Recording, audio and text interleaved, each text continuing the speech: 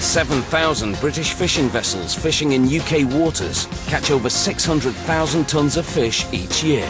Hundreds of European trawlers join them. Satellite technology in London tracks all fishing vessels over 49 feet in length. The squad has form on some trawlers. Others may alert suspicions by appearing to flee or pull in their nets. A trawler known to the squad is spotted within range. HMS Severn's captain Steve Morehouse briefs Enforcement Officer Lieutenant Chris Lamy on his next mission.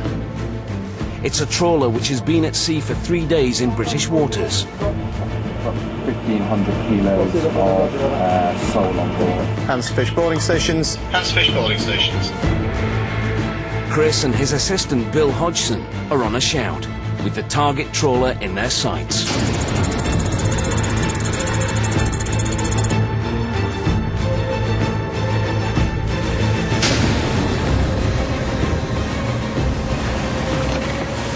The Fishery Protection Squad can board any trawler in the channel with only a few minutes warning and have the power to fine captains, interview crew under official caution, or even detain vessels who break the law. Chris and Bill arrive at the vessel to find a flimsy, dangerous boarding ladder, which suggests there could be other problems on board. We're aware we've just had a boarding ladder part on us. I'm just about to start taking photographs before we proceed up to the wheelhouse. Over. We're going to go to the wheelhouse now and introduce ourselves to the skipper.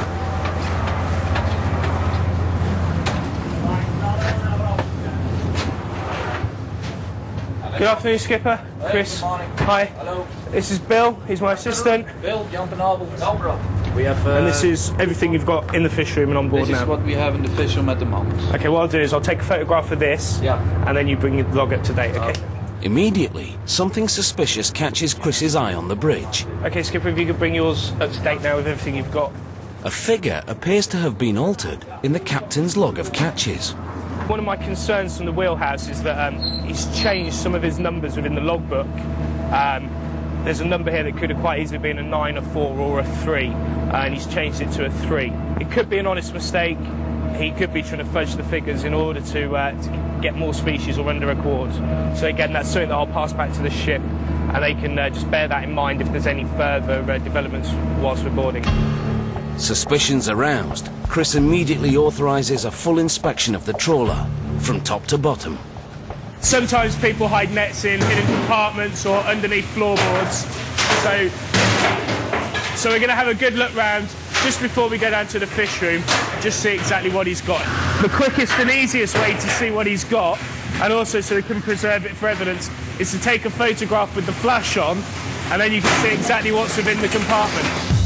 Chris has 2 years' experience with the squad, and he knows to take no chances. We always let one of the fishermen go down first, just so they can't track you down there whilst you're doing your inspection.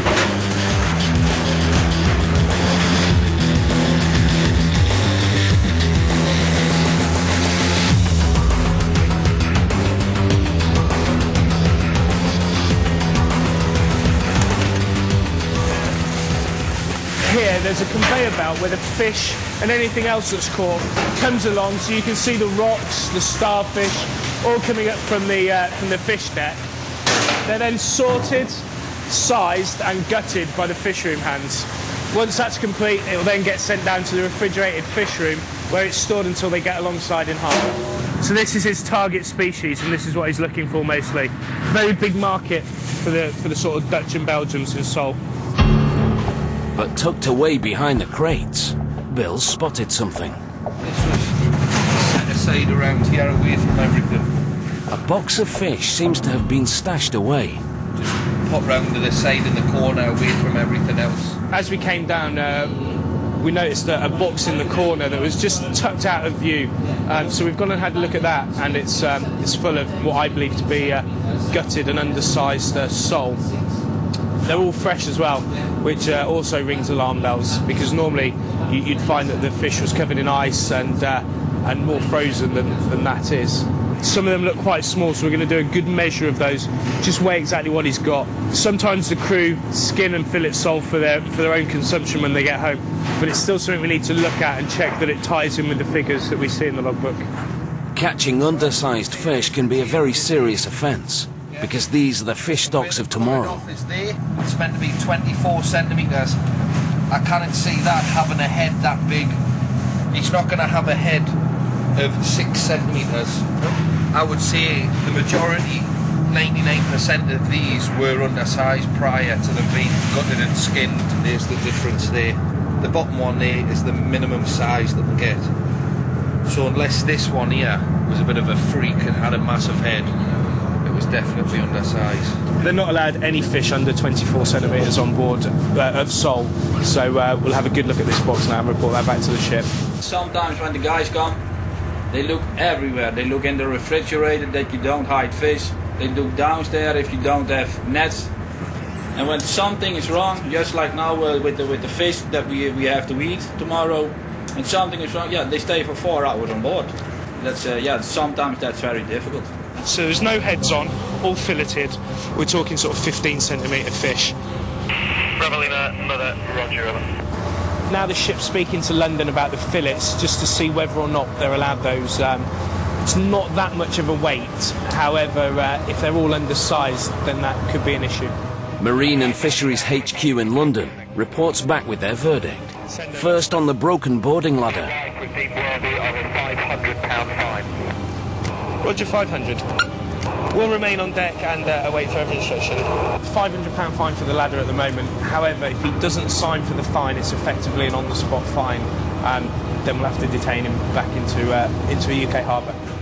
And there's news about the fish. He's quite interested in the significant statement of we're allowed to keep a certain amount of fish per patrol. And I think he just wants to make the point to the skipper about, you know, retaining undersized fish. Over. So what I've got to do now is place the skipper under caution, interview him, and just make some notes. Just walk straight past him.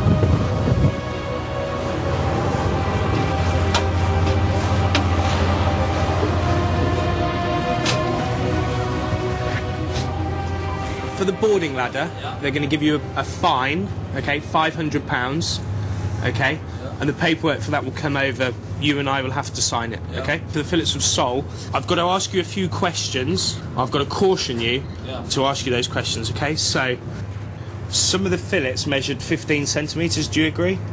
No. No? It was fish from 24 centimetres, 24 and a half centimetres. Okay, that's the end of the interview, skipper. What we'll do now is we'll stamp up your logbook. The boat will be here in about 10 minutes. Yeah.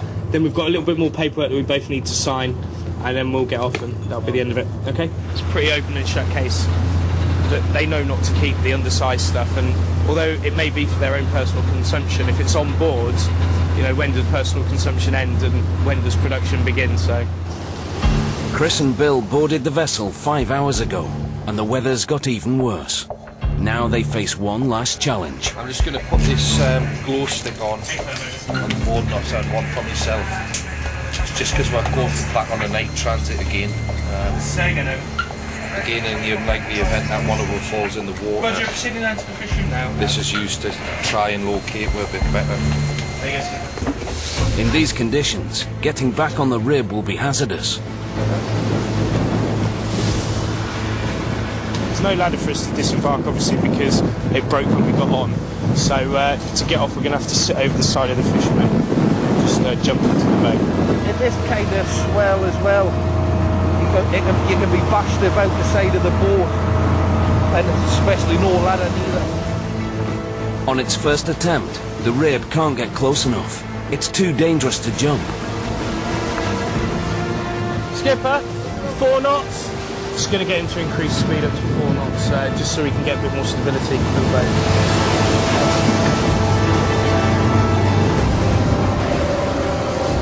Could you bring your nets in further? Could you leave your nets up to here so the boat can come in? He's going to shoot his nets away just so the boat can come in alongside. Put these nets up also in the water, and his booms down, it'll give more stability on the vessel because of the weight in the water. sort of make it easier for our lads coming alongside to get in the board.